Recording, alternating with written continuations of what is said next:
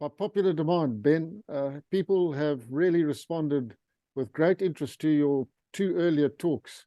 So thanks for coming back for a third talk. Really good to have you back again, Ben. Thank you, Hannes.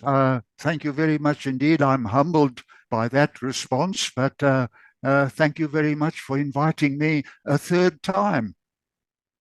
Pleasure, my pleasure, Ben. Ben, let's go back.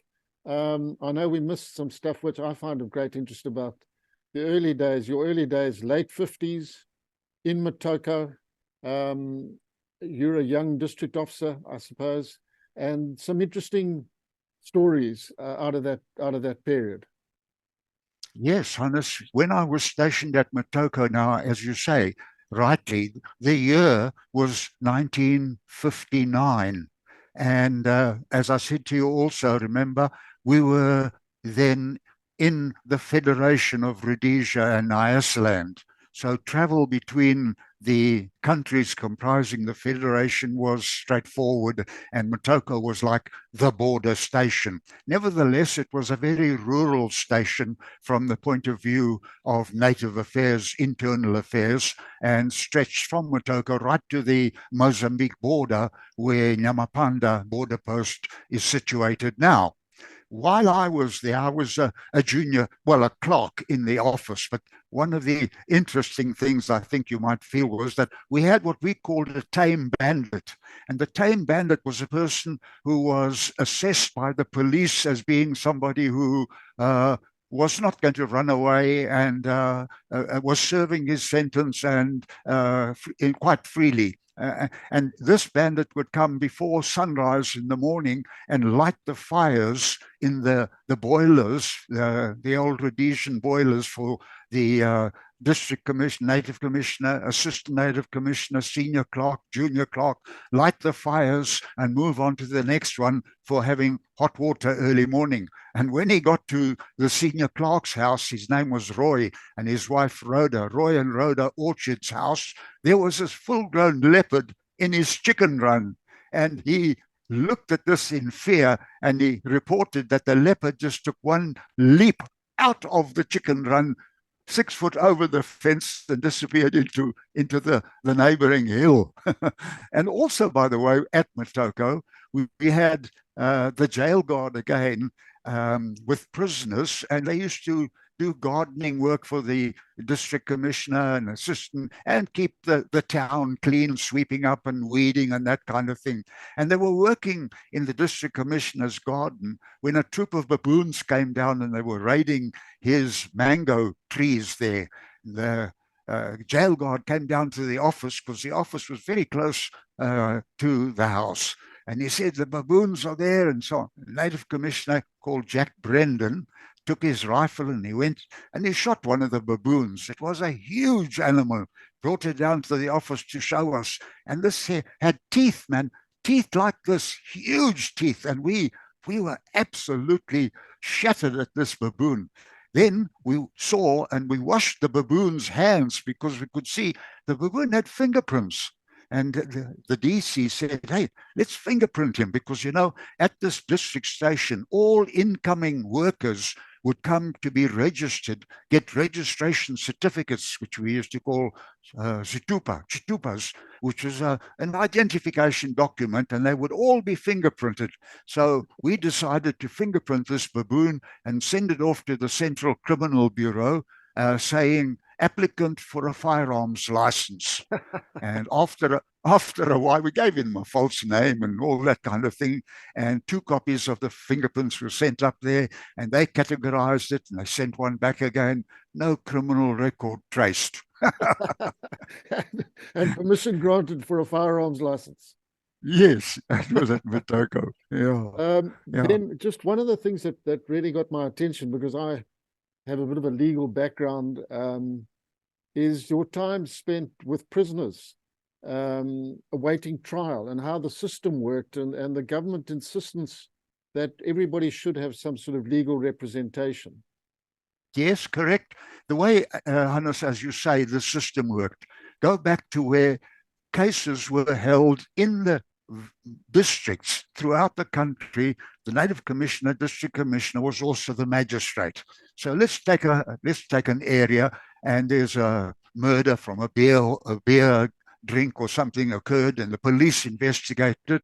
Now they bring the case, but the case is not brought to trial at the Native Commissioner's Court. They bring it as a PE, preparatory examination, and they lead all the evidence for the prosecution, the witnesses, and so on. And the accused, so to speak, is there, and he answers, and so on. And all the evidence is recorded by the Native Commissioner, and it is typed out, sent to the Attorney General. The Attorney General now studies that thing, and he decides whether to remit it back to the court with increased jurisdiction, that they are given increased jurisdiction if he decides it should be an assault with grievous bodily harm or something like that. Or he would decide to indict the case. Now, if he indicted the accused, then, of course, all these accused from the various districts would come to the remand prison in Salisbury. Now, they would undoubtedly be remanded in custody. So there they would be. And now came the matter of, first of all, their defenses. But a defense, and the view again was that a poor man should be afforded the same degree of legal representation that a rich man could afford. So the way they worked it is they called it a pro deo.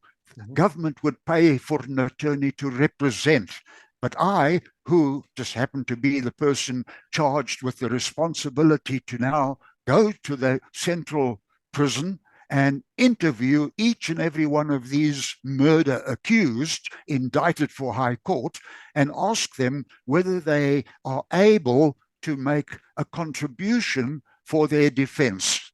And they would undoubtedly say, yes, they want to be defended, and yes, they've got 2 or 3 head of cattle and so on. I would have to take the details of what it is, where they are, phone the Native Commissioner of their various districts, give them the information, arrange for the sale of those stock, and remit the proceeds to me up there, and that would be paid into revenue as a contribution from them.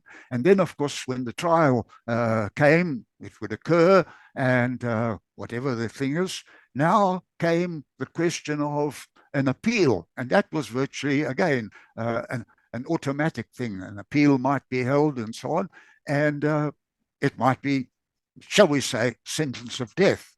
And now I'm a 20-year-old. I'm a 20-year-old clerk in the Native Commissioner's office, and now I'm going round to murder convicted people to interview them, now not for the purpose of getting a contribution, but to arrange for their visitors, their relatives that they are choosing that should come to his execution. And I would take the details, again, contact all the Native Commissioners, give them the details. Native Commissioner would pay for their fares, put them on buses or trains or whatever to come to Salisbury so that they could be present, a limited number for each prisoner for execution. And that's how the system worked. That was 1957, 58 when this was there, and I was the clerk there.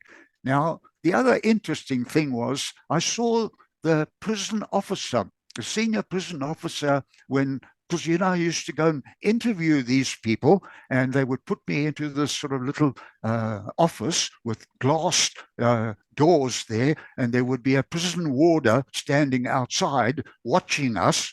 And the respect that they have for a client and accused and a client, they would not be present. I could speak to the prisoners without them being present. It was just me and he when all the discussions took place about, their relatives and so on. But the chief prison officer went into his office and he unlocked the safe. And I could remember him opening this safe and showing me the document. And now this was a thick parchment document edged in black, thick black and a parchment. And I can remember it starting with like, whereas so-and-so and so, the accused and so-and-so was charged with the crime of murder, and whereas he was convicted and so on, now therefore, sentence of death and so on. And the last words were, for which this be your warrant. And I can remember this so clearly, this, what do you call it, a death certificate, and this was locked in the safe in the chief prison warder's office. And I have had sight as a 20-year-old of, what would you call it, a death certificate. And I, as a 20-year-old, was interviewing murder people accused and followed by interviewing convicted murderers and arranging for their relatives to be present at the execution. You know, it's just a testament to how the government of the day went to great lengths to try and run a system of justice and fairness.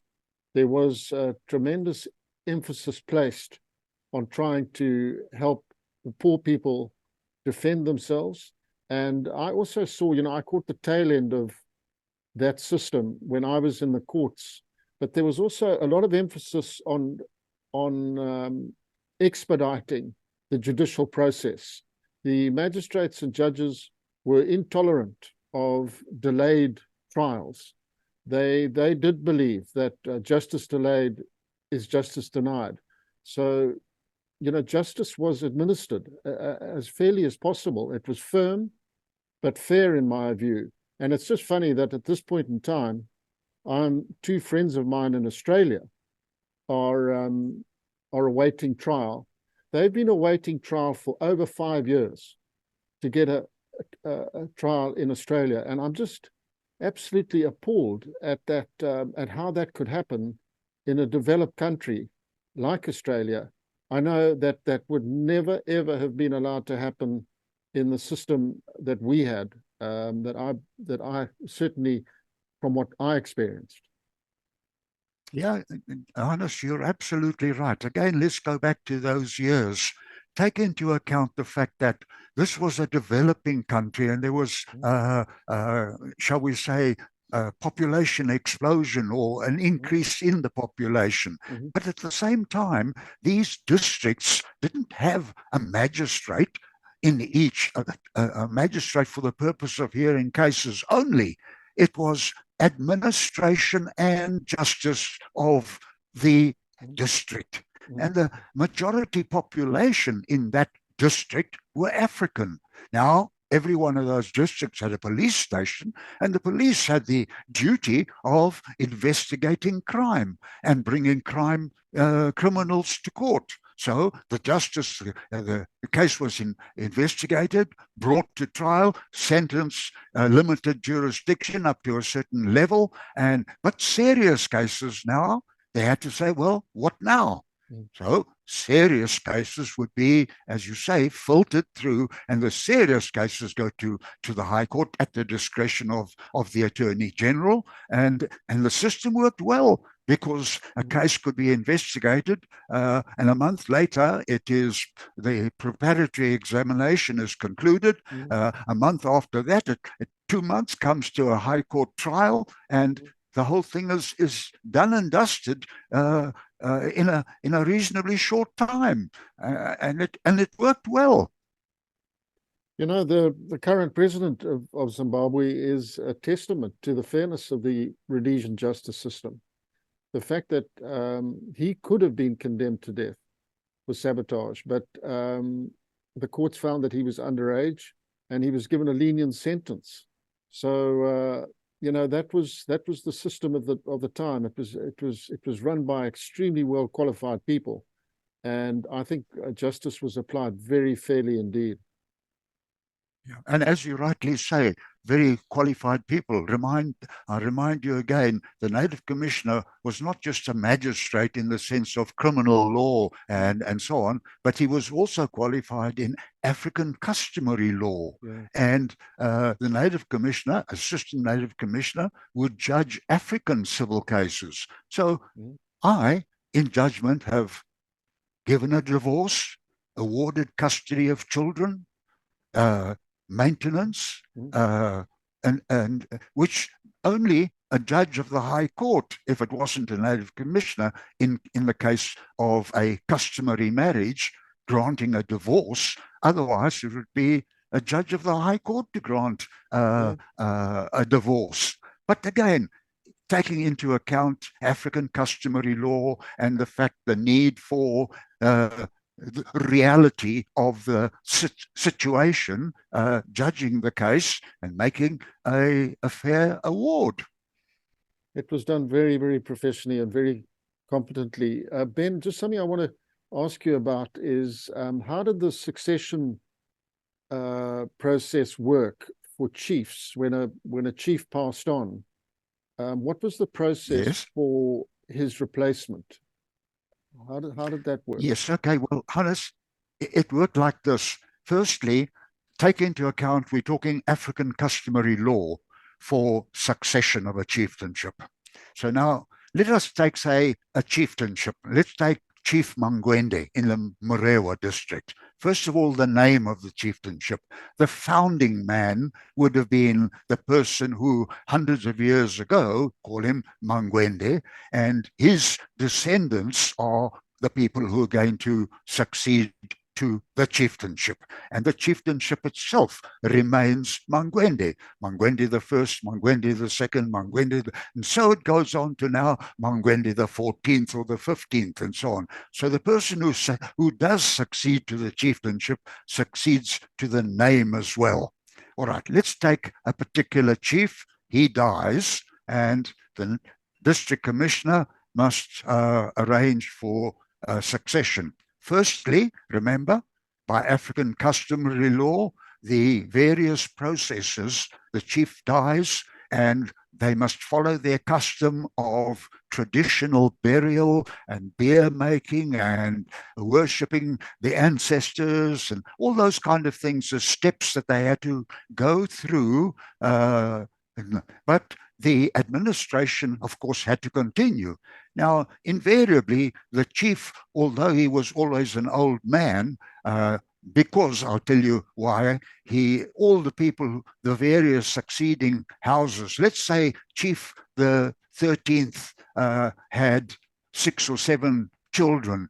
The children of those 6 or 7 children are all eligible to come to the succession. And let's say that one had a younger brother and he had 5 or 6 sons. And those 5 or 6 sons each had 2 or 3 sons as well. Now we come to looking at an eligible number of a few hundred descendants of the original Chief Mangwende, all of whom are eligible to succeed. And the Native Commissioner calls those families, those heads, those chiefs, councillors, and elders to a meeting, a succession meeting where they consider.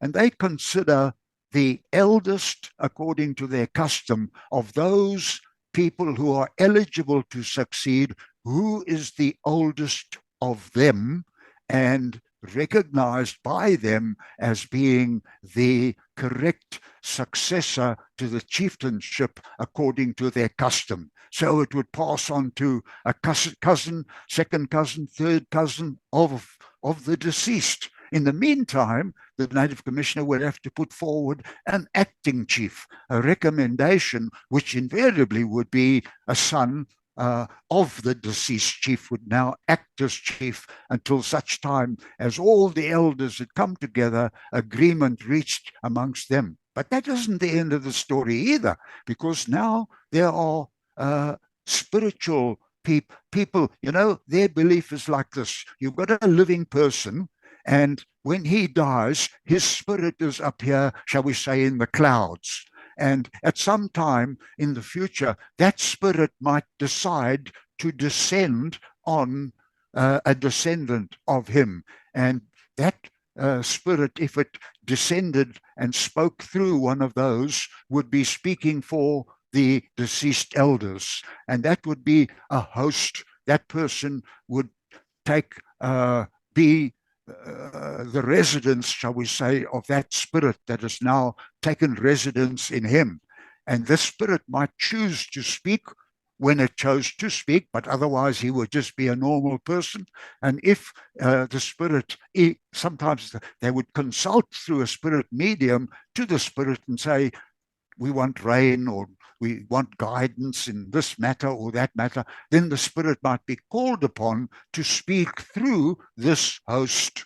And as I say, that's how. Now that spirit would be consulted, and spirit medium to get approval for the nomination made by the tribal elders for acceptance to be their new chief. And all of this, of course, takes a certain amount of time. So the appointment of the new chief after a chief dies might take a year or more, during which time there's an acting appointment. And that basically is how now it works. Of course, now with hundreds of eligible people, it starts becoming a competition and fighting and arguing, and each one claiming to be the correct successor. And without birth certificates and all that, it's difficult to come to seeing this one is actually the oldest or that one is, because it's all by word of mouth and opinion. Ben, did the district commissioner generally go along with the consensus of the elders? I mean, he was in a position of authority, but would he defy the opinion of the majority once they came up with a successor? Hannes, I can only speak from the point of view of my experience and the experience I had with the people that I served under. The short answer is that the district commissioner could not properly go against the wishes, shall we say, of the tribal elders, right, because they are making a choice of their leadership in their tribe, right. and that had to be respected. But of course, as I say, you might get their disagreement amongst those elders, and one or two or maybe three people are all contestants of succeeding, and there isn't unanimity amongst those tribal elders. So you get this coming into it of the native commissioner making perhaps a recommendation to government for the president to make an appointment. But at the end of the day, whoever it was, you could not put a person in who was not approved by the elders to lead the tribe if he was unpopular or wholly unpopular amongst the majority. So he wouldn't go against it, their wishes at all. Ben, talking about presidents, just wondering, did you have anything to do with President DuPont, Clifford DuPont? Yes. I omitted to mention in the previous installments, the government ministers and people like that I had met. And the president, President DuPont, I met with him on a couple of occasions, actually, and each occasion was in connection with chieftainships and district administration.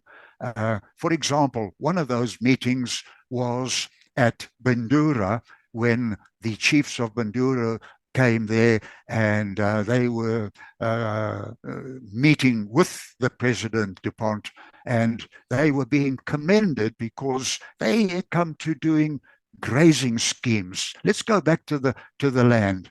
With the population increasing and more people cultivating more and more land, and more people having greater herds of cattle, the grazing was being damaged and overstocked and that. So the chiefs were prevailed upon by the district commissioner to have a grazing scheme whereby the grazing area would be defined and fenced off, if you like, from the agricultural area. And that grazing area would now be paddocked, insofar as all the cattle come into paddock A to allow the grazing in paddock B to recover and move on to paddock B while the grazing recovers. So this was a big advance in thinking and necessitated largely by increase of population and increase of livestock. But not all chiefs in the country were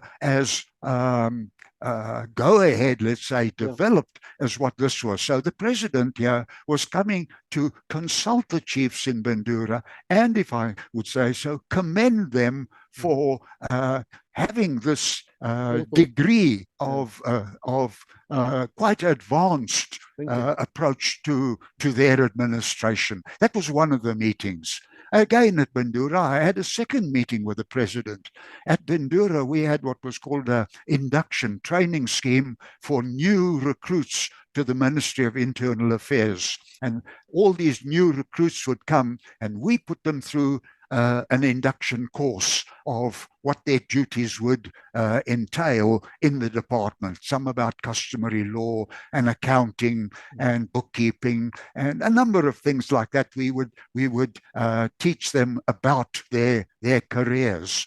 And there would be about 10 or 12, maybe 15 of these cadets, and we put them through a 3 or 4 month course. And they went back into they went now on appointment into the districts, but having a grounding, not like when I joined never having held a pen, never having issued a receipt for any money, never having done any accounting or anything like that, nothing at all, but thrown in at the deep end.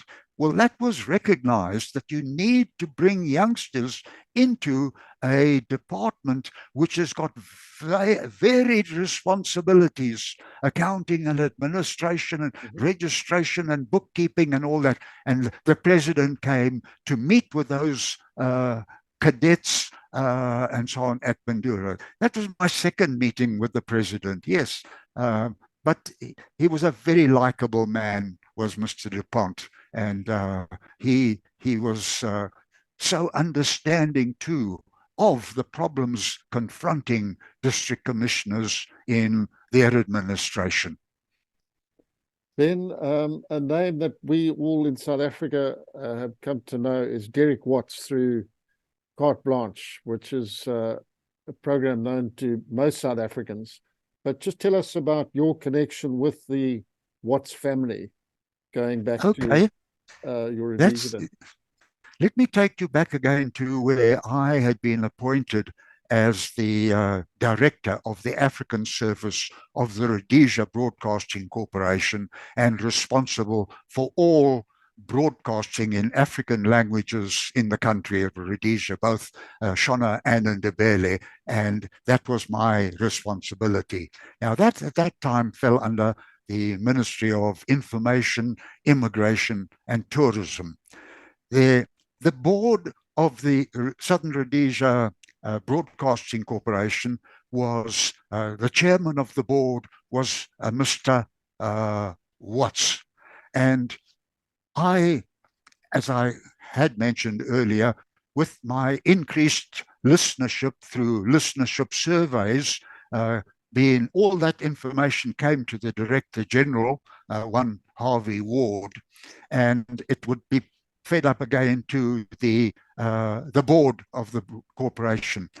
And I got a commendation from the chairman of the board for increased listenership and increased revenue in the African service of the thing from Mr. Ward. And his son happened to be Derek. Derek cut his teeth in broadcasting in the Rhodesia Broadcasting Corporation. Came Federation, and many of us left the country. And in my case, I went to the South African Broadcasting Corporation on the recommendation again of the Director General, Harvey Ward, being interviewed. And I was then appointed to assist in the putting up of a black television channel. And that is where Derek Watts, did continuing his broadcasting career. So again, I had contact with Derek, and so I had been known to him and to his father as well. A coincidence, perhaps. Yes, there were a lot of Rhodesian broadcasters and presenters who made an impact in the South African media after leaving Rhodesia. Ben, I can't remember all the names, but they were obviously very sought after from a media point of view. They were, Derek, and again, names escape me. But the cricket commentator, for example, was, and again, he was very well known, and he stayed on in South Africa as a cricket broadcaster and so on for many years. And there were others. Man from the General Service of the RBC went there, and he became a favorite personality and popular in broadcasting as well. But you're right, there were a number of ex-RBC people who went to the SABC. Yeah. Ben, a name that jumps out is Vickers de Kock. He was Minister of Information at some stage. Did you have much to do with Mr. de Kock? Yes, I did. I take you back again to the time where I was called on to report to the first of all head office, and then seconded to the Prime Minister's department for psychological action, and that was in a previous interview. Now, in that capacity, I acted, and the Minister of Information, Immigration and Tourism was Vickers de Kock. And and other people's psychological action taken, things like leaflet drops, sky shouts, a number of actions which was all about winning the hearts and minds, and all those kinds of things. Sometimes it would just be, shall we say, a gathering of all the tribesmen and the chiefs and headmen and do a firepower demonstration of the capacity of the security forces to deal with insurgency. And so, insofar as the African population is concerned, and in terms of psychological action, like newspaper stories, inviting journalists to come to an action somewhere, it would be actioned and channeled through the minister. And that is where I had frequent and ongoing contact with Minister Vickers de Kock. Yes. He was, and it just so happens my family and the de Kock family were very good friends, and my father was very friendly with Vickers de Kock. And looking back, it's quite interesting how it all panned out, because my dad, as I say, was a good friend, but I think Vickers de Kock was very much a John Vorster man, and very attached to the Nationalist Party. I'm not sure where his primary loyalty lay, because I think he was very instrumental in getting P.K. van der Baal fired as Minister of Defence, which I think was a watershed moment in our history. But he was very close to John Vorster, and I'll never forget him and my dad and my mom and Vickers' mom coming to the house. They'd come back from watching rugby in South Africa, and I sat there with a certain amount of disappointment, listening to Mr. de Kock telling us how John Vorster had wiped the floor with Ian Smith at that point in time, because Smith was, I think, upsetting the South Africans with an aggressive military strategy. And it was at that meeting that I think Vorster told Smith that he had to get rid of van der Baal. And Vickers de Kock told this story with a measure of satisfaction, which I found quite disturbing. And it wasn't that long after that there were questions raised about Mr. de Kock's loyalty to the country, and he denied vehemently any idea that he was planning to leave the country. But it wasn't long after that denial that he was gone. And so Yeah, that wasn't a glorious yeah. piece in our sort of history. And I think Ian Smith made a mistake with. Can I interrupt you there, Hannes, Yeah. with apologies and say, let's just go to some of the political things. Mhm. Let me remind you then that Vickers de Kock came from the Rusape district, Yes. as did Phil van Heerden. Mhm. Now, in that uh, Rusape constituencies, there was a strong Afrikaans farming community Mhm. and a strong political opinion Yeah. on government, shall we Yeah. say. And it is fair to say that Ian Smith even said, as Prime Minister, I have to take account of the various groups, the Yeah. African things, the community, Yeah. the fringe coloured Yeah. people, and so on, in leadership of parliament and not ministers. And of course, he appointed Vickers de Kock and also Phil van Heerden to the cabinet. Yeah. Now, I can tell you, it was suggested at one stage, newspapers included, that Vickers de Kock was going to challenge Ian Smith Mm. for the leadership of the Rhodesia Front.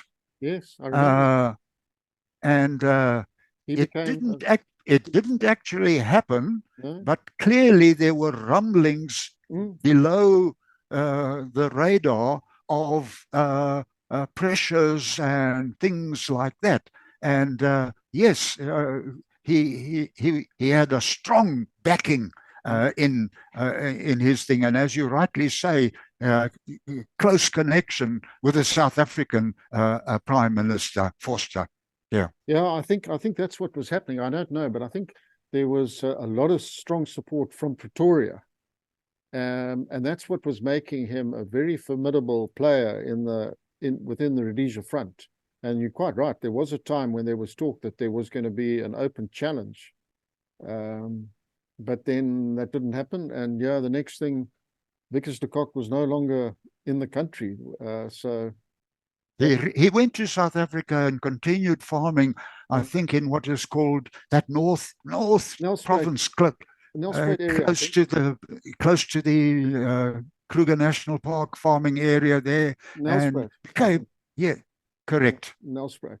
But the Nelspruit. other interesting thing about I didn't know Mr. Van Heerden at all. I can't remember his Christian name, but where he played quite an important part was in the expropriation of land in Matetsi, which was an interesting development in our history where land was actually expropriated. It infuriated Alan Savory, who was one of the landowners. And Mr. Van Heerden was then the minister. And for what little it's worth, in my opinion, the government, what people, they tried to compare the expropriation with what Mugabe did later. But there's no real similarity apart from the fact that land was nationalized.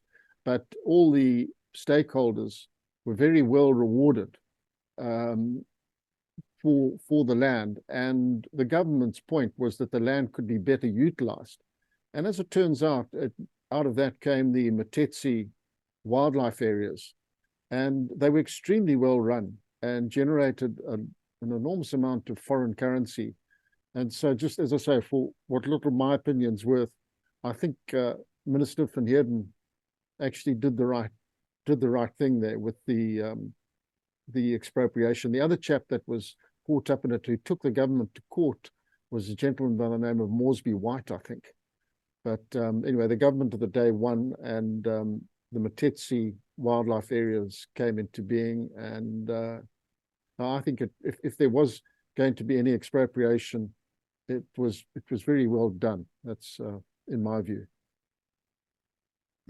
I remember the expropriation and, let's say, the controversy at the time, not involved at all, but just as a resident and a fellow citizen reading the papers and keeping up with, what was going on, but no involvement at all. No. Ben, hard to imagine now, but you had a cricket team in Matoka. Yes, and can I tell you that story at Motoko as a cricketer? Yeah, I'd love to hear it. We played in what was called the Country Districts League, and that was teams from Motoko, Marewa, Marandellas, Rusapi, and so on. We played in this country districts, and we were playing in a match against Marandellas, I remember, played at Motoko. And one of the farmers, because it was a good farming area there, and there were two cripples. Reg Cripple was the leader. He was the chairman of the Farmers Association and chairman of the sports club and so on. His younger brother was Gerald Cripple, and Gerald Cripple was our opening bowler for Motoko. And I can remember this match because I was fielding at point in that match, and Gerald bowled a ball which hit the stumps. It hit the stumps, and the stumps parted. The middle and off stump parted slightly, and the bail didn't fall off. But the ball went through the stumps, and we all appealed. And the umpire correctly read not out. And of course, we all gasped and so on and so on. The umpire then came to the wicket, pushed the two stumps closer together, gave them a bang, put the bails back in level there, and we continued playing. But it was a most unusual occurrence that I witnessed as a cricketer. And I believe that has actually happened in a test match, perhaps more than once in the world somewhere, where the ball has gone through the wickets but not dislodged the bail, not out. Ben, just before we close, tell us a bit about, I think it's your cousin, Richie. He was the great spin bowler. Did you have much to do with Richie? Well, again, Richie's grandfather and my grandfather were brothers. Right.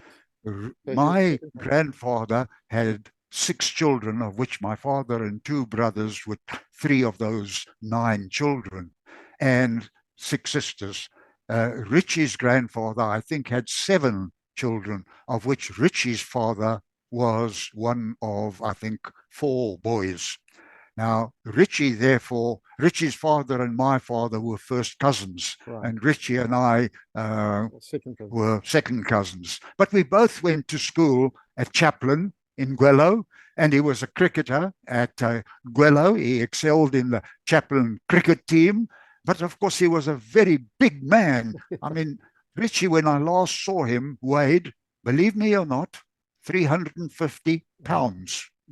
LBS, 350 was Richie, but he was a great cricketer and played, of course, for Rhodesia. Richie had the distinction, if I may say so, of the first ball he bowled at the Wanderers, at the Johannesburg, at the Wanderers, he took a wicket. Really? That was his, I can't tell you who it was, but he played for Rhodesia. The first ball he bowled at the Wanderers took a wicket. But he's still around. Yes, I saw him a couple of years ago. He's as huge as ever, but he's still around, and he's got lots of friends. Well, a very likable guy. The story I'm told, I hope it's true, but Barry Richards, the great South African batsman, is reputed to have said that Richie Kaschula was one of the hardest spinners that he ever faced to read. You couldn't quite figure out what was going to come out of his hand. So he was a very tricky customer in the view of Barry Richards. Yeah, I can remember what the legend was, that he was the best slip fielder because the ball never could go past him. It was so big, and also he didn't have to run when he was slip fielding. He could just move on to the next over a few paces and bowl, and then go back into the slips again for the next bowler because of his size. And no ball would go past him. It would hit him. Ben, thanks very, very much for another most interesting talk. I really appreciate your time, and I'm pleased we've got this on the record. My thanks to you Hannes, very much indeed. I'm honored to have been invited and grateful to you and to John for making these recordings. Have a good retirement, if you like. Thanks, Ben. I'm not And quite retired, but finally, I'm back here finally with respect to my Chikweshe walking stick. Thank you, Hannes. thanks, Ben. Bye.